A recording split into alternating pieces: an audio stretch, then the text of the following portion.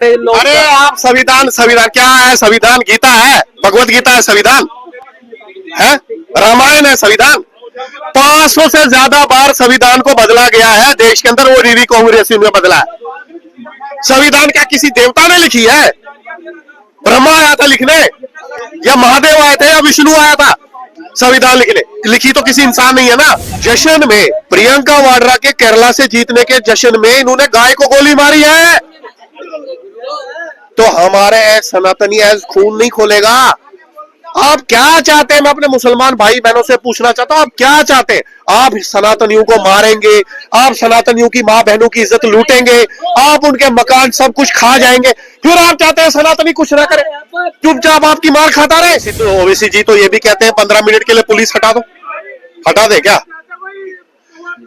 ओवैसी का छोटा भाई जो है उसने कई साल पहले ये बयान दिया था 15 मिनट के लिए पुलिस हटा दो तो हम सनातनियों को देख लेंगे। तो अभी भी सर बयान दिया है कि 15 मिनट अभी बाकी है। तो वही मैं आप कहने वाला था आपके माध्यम से कि मैं तो सोचता था शायद उसका छोटा भाई मूर्ख है, उसके मुंह से निकल गई होगी बात, बड़ा समझा देगा, लेकिन बड़ा तो छोटे वाले से भी ज्यादा मूर्ख है। लोग भूल गए थे उस बात को, उसने फिर से वो बात शुरू कर दी। इसका मतलब इसी के डायरेक्शन के अनुसार इसका छोटा भाई वो बोल रहा था, जो अब इसने उस बात को बढ़ावा दे दिया। इस वीडियो में व्यक्त धारणा, विचार, टिप्पणी, मत और बयान पूरी तरह से इसमें शामिल भागीदारों और वक्ताओं के हैं। हमारा मकसद किसी व्यक्ति, लिंग, धर्म, नस्ल, समाज और संगठन आदि की भावनाओं को ठेस पहुंचाना नहीं है। यह चैनल इस वीडियो में शामिल किसी बयान की पुष्टि नहीं करता है और न ही उससे अपनी सहमति जताता है। बयान की पूरी जिम्मेदारी वक्ता की है। कोई यही बोलता है कि देश जो है संविधान से चलेगा, इसमें जो है सरिया नहीं आ सकता है। और अगर जैसे यहाँ की बात करें, अभी काफी सारे लोग, अरे आप संविधान संविधान क्या है? संविधान गीता है, भगवत गीता है, संविधान है, रामायण है संविधान। 500 से ज्यादा बार संविधान को बदला गया है देश के अंदर, वो रीवी कांग्रेस में बदला है। संविधान क्या किसी देवता ने लिखी है? ब्रह्मा आया था लिखने, या महादेव आए थे, या विष्णु आया था संविधान लिखने? लिखी तो किसी इंसान नहीं है ना।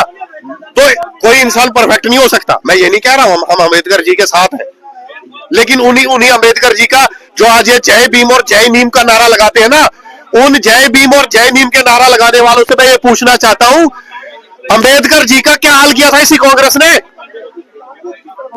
सब जानते हैं।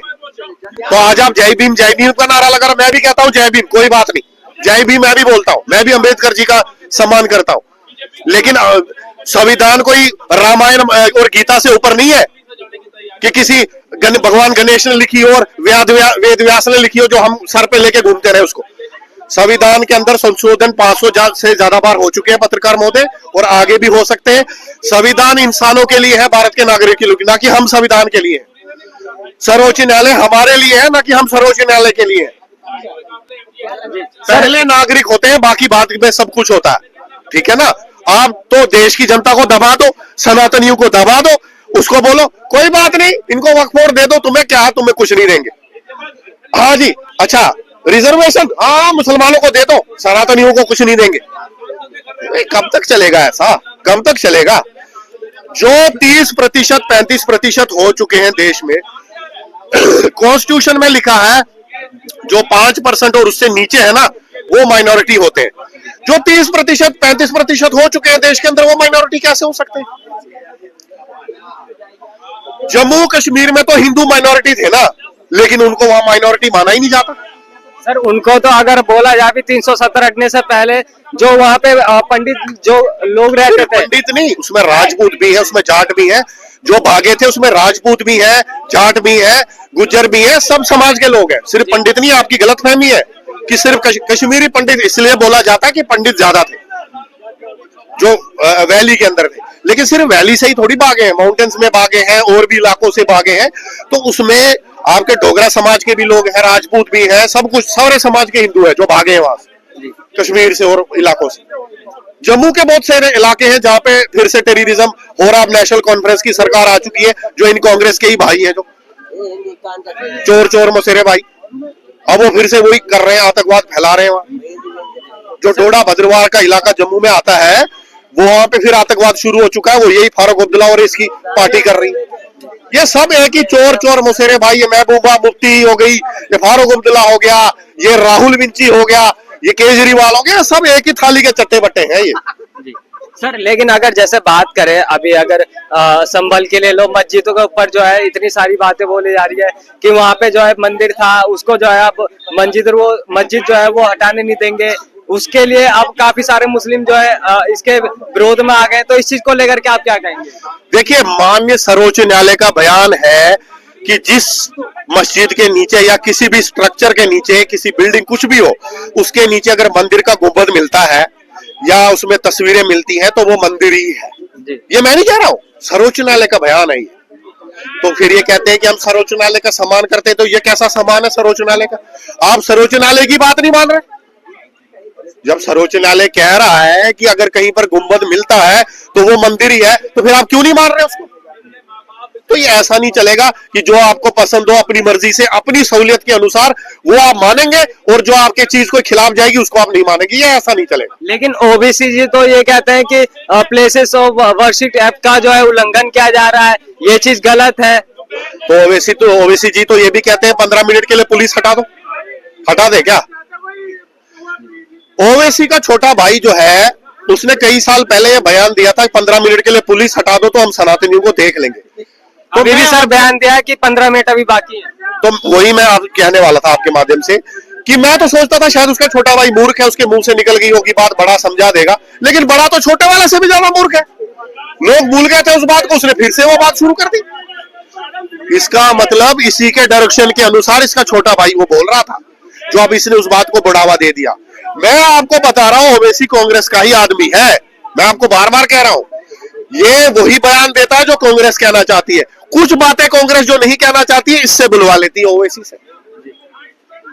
कभी ये कांग्रेस को गाली दे देता है, कभी कांग्रेस का समर्थन करता है, समझ में नहीं आता कांग्रेस के साथ है कि कांग्रेस के खिलाफ है। तो ये कांग्रेस का ही आदमी है, कांग्रेस से ही फैलाया हुआ आदमी है। मैं आपके माध्यम से बताना चाहता हूं ओवैसी जो है वो कांग्रेस के लिए काम कर रहा है और वो देश के खिलाफ है, वो मुसलमानों को भड़का रहा है। लेकिन मेरे बहुत से मुसलमान भाई बहन समझदार पढ़े लिखे भी है, हो सकता है वो कम हो काफी, लेकिन वो जानते हैं कि ओवैसी के साथ हमने नहीं जाना है। हमें भाजपा नरेंद्र मोदी जी के हाथ मजबूत करने, हमें देश को आगे बढ़ाना। तो सर अब मेरा आपसे आखिरी सवाल यह है कि जैसा अगर देखा जाए काफी सारे नेता, चाहे कांग्रेस के नेता ले लो खड़गड़े जी को, वो जो है शिव जी का अपमान करते हैं और काफी सारे नेता हो रहे हैं, और ये ऐसे भड़काऊ बयान देने से आपको क्या लगता है कि देश में जो है स्थिरता मतलब खराब करने की साजिश तो नहीं है? देखिए, देश की अस्थिरता आज से खराब करने की साजिश नहीं है इनकी। ये जब से आजाद हुआ है, अंग्रेज जब चले गए तब से ही साजिश चल रही है। देखिए, अगर राहुल खान और केजरीवाल के बारे में मैं नहीं, देश की एजेंसियां कह रही है कि चाइना में इनकी कुछ बातें चलती रहती हैं, तो मैं आपके माध्यम से कहना चाहता हूं भारत की जनता से कि मेरे भाई बहनों से कि हमें पाकिस्तान से खतरा नहीं है, हमें चीन से खतरा है, हमें उससे सतर्क रहने की जरूरत है। तो इसकी चीन के साथ क्या बातें इनकी चलती रहती हैं, हमें भी बताए ना। इनको क्यों जानना है कि बॉर्डर पे हमारे आर्मी के जवान कहां कहां खड़े हैं, टैंक कहां पे लगे हैं, एयरक्राफ्ट कहां से आ रहे हैं जा रहे हैं? कांग्रेस को क्यों जानना? आप तो पावर में हुई नहीं, आपको क्यों जानना है? इनको इसलिए जानना है ताकि ये चीन और पाकिस्तान को बता सके कि यहां से आर्मी जा रही है, यहां पे बॉर्डर पे लगी हुई है, वहां पे अभी कर रही है, यहां से किसी को भेज रही जासूस को, ताकि वो बेचारे हमारा जासूस वहां पकड़ा जाए और वो देश के खिलाफ कार्य कर दे। चोरी करने में कांग्रेस ने, केजरीवाल ने को कसर नहीं छोड़ी देश के खिलाफ। आपके माध्यम से मैं कहना चाहता हूं, अभी मुझे बहुत से लोग कहेंगे गलत बोल रहा है, मैं अभी अपनी बात को साबित कर दूंगा कि ये देश के खिलाफ कार्यों में लिप्त है कांग्रेस और ये केजरीवाल। इसी का पार्षद था ना जो यहाँ पूर्वी दिल्ली से पत्थर और बम चला रहा था, गोलियां चला रहा था दिल्ली में, इसी दिल्ली के अंदर। ताहिर हुसैन कहाँ है? वो जेल में शायद। तो मुझे बताइए वो किस पार्टी का था? भाजपा जनता पार्टी का था, आम आदमी पार्टी का था। इसने दंगे करवाए आते ही दिल्ली में ताकि इसकी राजनीतिक रोटियां ये सेक सके और उस पर राजनीति कर सके। ये एक बेशरम अर्बन नक्सली है जिसको प्रधानमंत्री मोदी जी ने भी मंच से बताया है, और अब ये नंगा हो चुका है और ये कांग्रेस भी नंगी हो चुकी है। कांग्रेस टाइटैनिक है, डूबता हुआ जहाज है जो समुद्र में आधे से ज्यादा डूब चुका है, जिसका कोना ही सिर्फ पानी से थोड़ा सा ऊपर है, और वो भी अब जल्द शीघ्र से शीघ्र आप डूबते हुए देखेंगे। और जो उस शिप पे सवार होगा, टाइटैनिक पे सवार होगा, वो तो डूबेगी, उसको भी ले डूबेगी साहब। कृपाते जी महाराज का भी शराब है इनको, इन्होंने गाय को गोली मारी थी, उन्होंने इनको शराब दिया था, वो तड़पी थी गाय। अभी फिर जो केरला से प्रियंका वाड्रा जीत के आई है, फिर गाय को इन्होंने गोली मारी है वहां केरला में। आपको पता है ये बात? नहीं सर, आप तो मीडिया में है, आपको पत्रकार महोदय चीजें पता होनी चाहिए।